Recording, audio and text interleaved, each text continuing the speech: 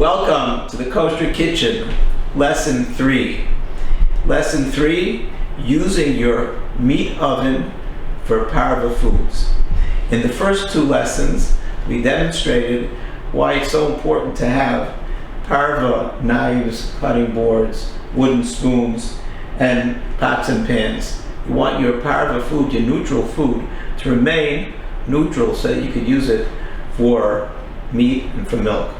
Today, we're going to go one step past that. I already have all the things. My ingredients are Pareve, my knives and everything are Pareve, but I only have one oven. Not everyone has the luxury of having two ovens, one for meat, one for milk, three ovens, one for milk, one for meat, one for Pareve. That's a luxury. Not everybody has that. I have one Finalizing oven, one meat oven. Can I bake my challah on Friday afternoon or whatever to serve with a Shabbos meal, and I make French toast on Sunday with it also? There's a problem of having dairy or meat bread. Am I allowed to make my challah in my Finalizing oven? Will it still be considered Pareve? The answer is yes, but listen and we'll be able to explain. A little bit of background, and then we'll get to practical using the oven. So there are two things you have to take into consideration when you're dealing with the oven. One is, actually three. First thing is you have to make sure your oven is clean. To make sure that there is no grease that's spilled on the bottom of the oven. There's no remnants of any food in the oven, because if you have Finalizing food in the oven, don't use the oven for Pareve.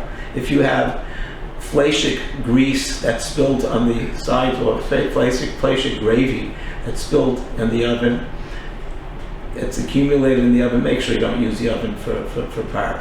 But I already have, and when you have an oven, sometimes something has spilled and you try to get the stain off. There's a black stain that's become burnt to a crisp. It's not actively Finalizing. You don't have to worry about it.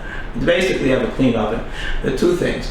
One is, even dry Finalizing food, even dry milk food, you have something that's dairy or meat, it's in the oven and it's baking in the oven. There's a concern of the aroma, the smell of it could get infused in what's in it.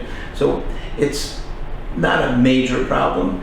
It's better not to make your challah in the same time they have even dry meat cooking there. If you did, you should really avoid using that challah together with, let's say, melting cheese on it.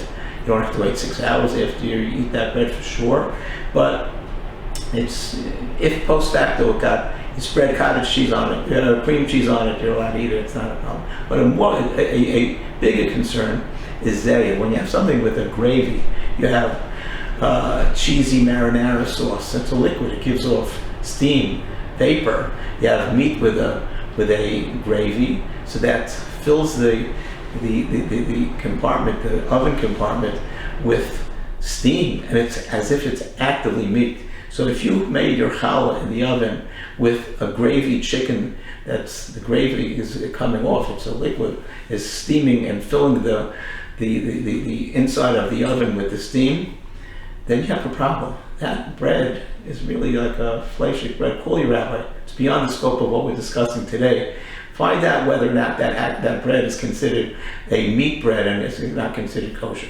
Two concerns: zeya, the steam, and the reach. So now let's see. What we're going to do today is we're going to make for Shabbos. We want to make a potato kugel for Shabbos. Potato kugel is one of those things that could be in the oven for a very long time. Some people keep potato kugel in the oven at very low temperature, overnight even, and it really gets baked very well. It gets brown, and some people consider it a delicacy. So what I like to do is I like to keep my potato kugel in the oven for a little while. I want to start with making potato kugel, and then we're going to make chicken for the Friday night meal also. So we're preparing for Shabbos now. We are going to make a potato kugel. We want it to remain Pareve. So we're going to make the potato kugel, and at the beginning when I bake my potato kugel, I like it to be uncovered, so it could dry out a little bit, get a little bit of a body, get a little bit of a crust. The only layer I like to cover. So we're going to, a trick that I was taught by my mother-in-law is that a good potato kugel should have a really hot sizzling oil before you add it to the, let's turn the oven on. It should be sizzling. Also, we're going to put the oil in the oven to get hot. And then let's make the potato kugel. So first we're going to take Pareve knife, Pareve peeler, Pareve making everything Pareve. We're going to peel the potato. We're going to cut the potato and put it in the food processor. Now, the food processor container is plastic. It's definitely Pareve. It's only used for Pareve food, but make sure that your food processor, if you want the food made to be Pareve, is really Pareve, because it has a knife. And the blade is really like a knife. And as we have discussed previously, the knife that's used, a milchik knife that's used to cut an onion, that makes the onion milchik.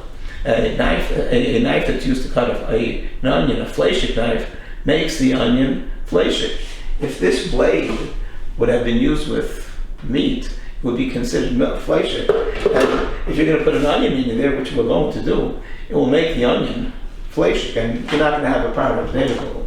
So let's begin. We're going to cut this into smaller pieces so that we'll be able to blend it in the blender, in the food processor. We are going to cut our onion up. We're going to use the onion, the whole onion.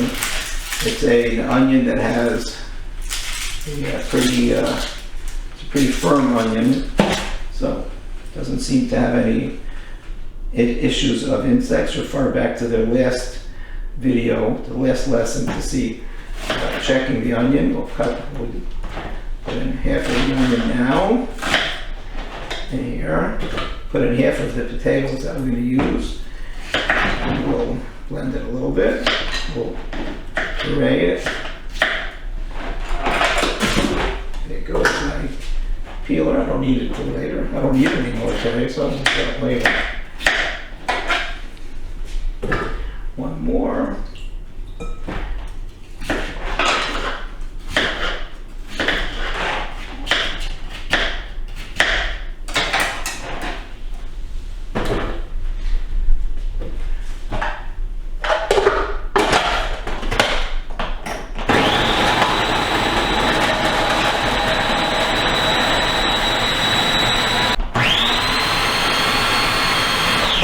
Okay, so now we're going to take a potato mixture, a mixture of potatoes and onions, and we're going to mix eggs into it.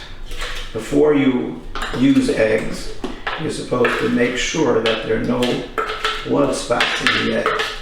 So we're not just going to crack 4 eggs and put it in there. What we don't do is we don't need this anymore. We can put it in that. We're going to take eggs, and we are going to see whether the eggs have blood spots in them. So we're going to take the egg. Sometimes on the yolk there might be a spot. So again, most of the times they don't, because the egg manufacturers really weed them out, and there aren't any problems, and they are not fertilized eggs anyway. So it isn't really much of a concern, but we're going to make sure that these eggs have no, if you find a blood spot in the egg, throw that egg out. If it got mixed in with it, if you can take the blood out, you can. Since our eggs are actually from not fertilized, they're not fertilized eggs, so it isn't really so much of a problem, but to make sure it doesn't get mixed in. Okay, so we have very basic ingredients, all we need for a potato kugel. We have potatoes, eggs, onions. We're going to add the oil in a minute. And of course, what's potato kugel without a little bit too much salt? The key to a good potato kugel is a little bit too much salt, a little bit too much oil. Don't tell your doctor. And enjoy. So we're going to add some salt, you could, salt to taste is what we'll write in the recipe. We're going to have the pan that we're going to take out of the oven.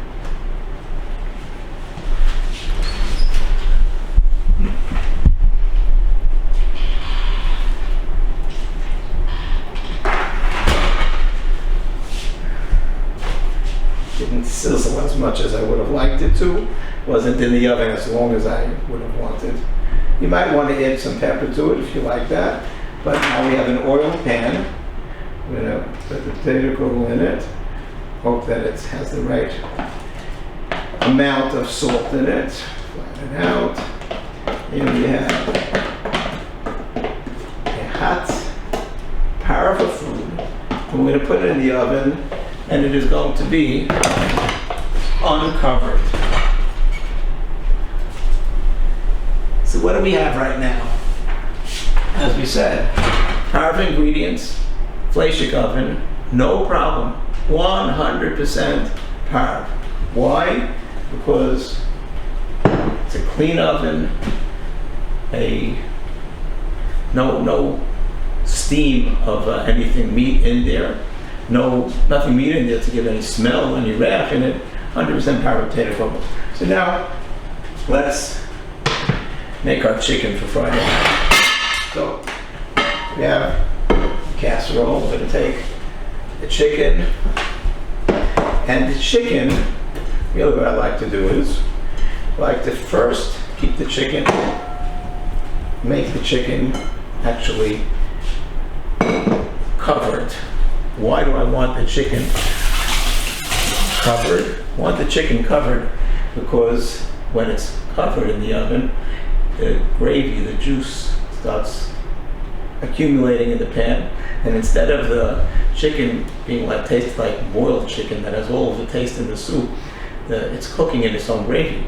So it's going to have that rich chicken taste to it, and even if it's cooked for a long time, it's going to be yummy. So let's spice it. We'll put some chili powder on it.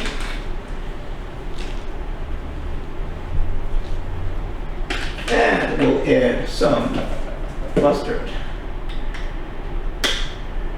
powder, a little bit of turmeric. Might not be what you use, but a little too much turmeric there. Now, of course, the thing that's the most important ingredient is our garlic powder. The garlic powder is what makes the chicken taste the way that it should. A liberal amount of garlic powder. Top it off for a little aroma. The dillweed. So now I said I want to cover the chicken. So we'll stop for a minute. We're going to have in the oven right now, we have a potato kugel, a Pareve potato kugel. We have a Pareve potato kugel and a Finalizing casserole with chicken. So is there a problem? Still not. The problem we have when you have something that's Finalizing in the chicken in the oven is the steam. The pan is covered. Casserole is covered. Any steam that is coming out of the chicken, when it forms a gravy, that gravy is going to be contained by the cover of the casserole. It's not going to spread to the potato kugel. If you want to uncover the pan, so take the shelf of the oven out and uncover it so that the steam will dissipate into your kitchen rather than in the cavity of the oven. But there may be a little bit of steam that's coming out of the casserole. That's insignificant. It's not enough to transfer any taste. It's not considered like there's real meat in there. So as of right now, we have a open, uncovered potato kugel remaining Pareve, even though it's in the oven, together with chicken. Now, in about an hour and a half or so from now, I want to flip everything. Already the chicken has its gravy in it. The potato kugel would have already formed a crust. Now, but I don't want it to get burnt and to dry out. I want it to stay in the oven.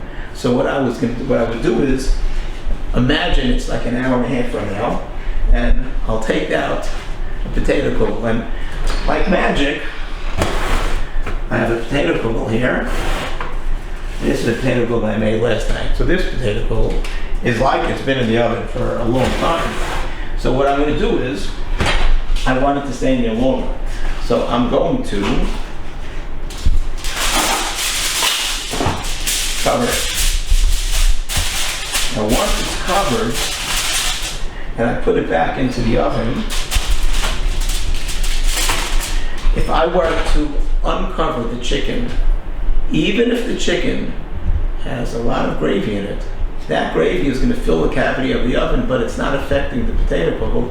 Potato kugel is sealed in by the cover of the aluminum foil that's around it. Make sure the aluminum foil is tightly sealed so that nothing can go into it. Now, I'm using a disposable, a recyclable pan.